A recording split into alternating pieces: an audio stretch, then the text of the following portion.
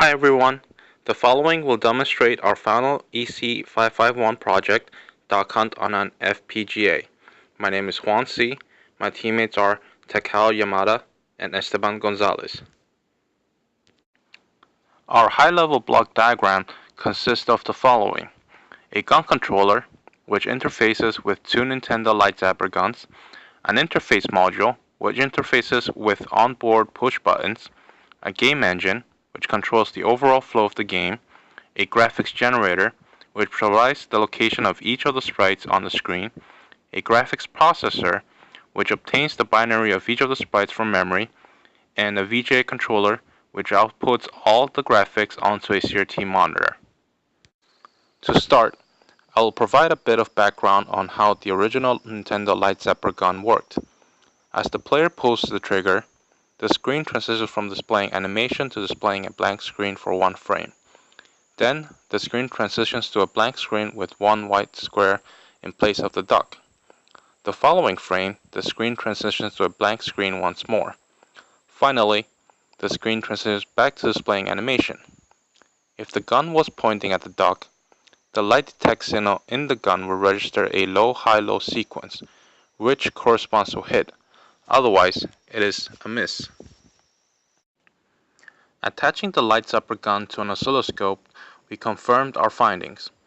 On trigger, the screen displays the transition.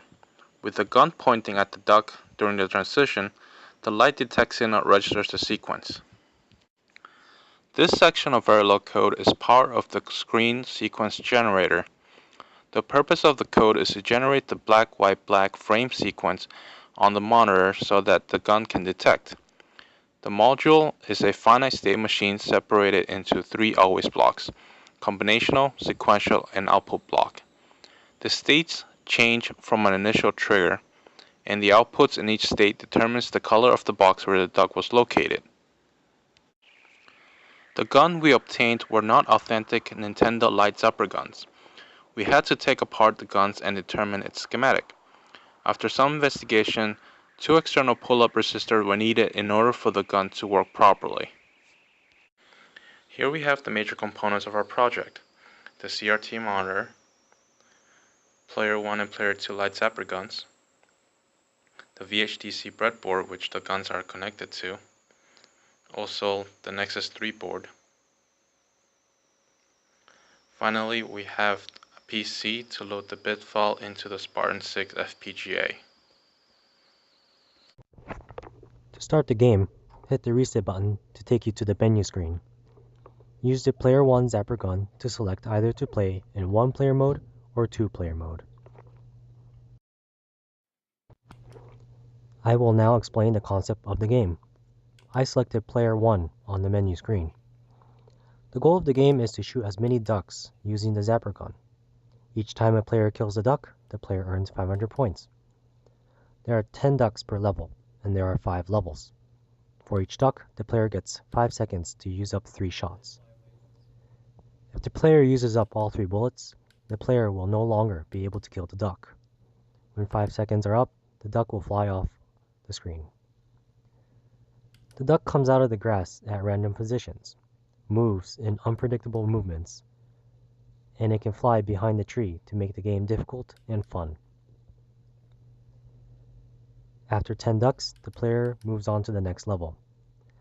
The ducks move faster at each level, making it more difficult for the player to shoot the duck.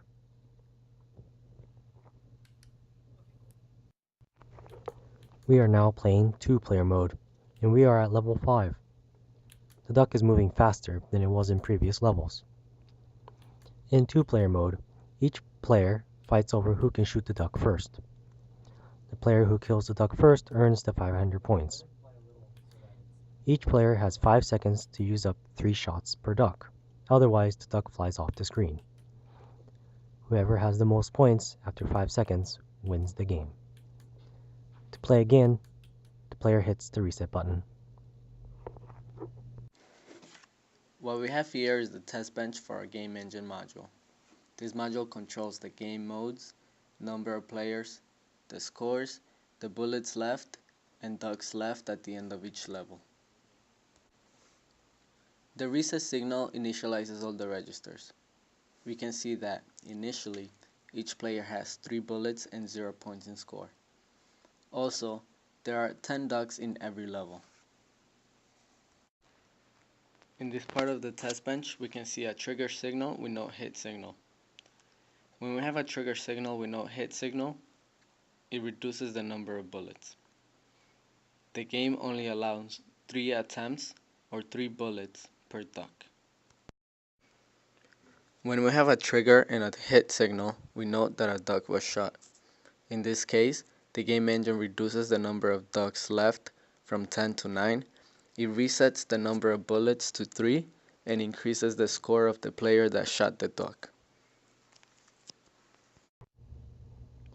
Some challenges we faced in designing this game was that we hit our BRAM resources very quickly when creating the sprites.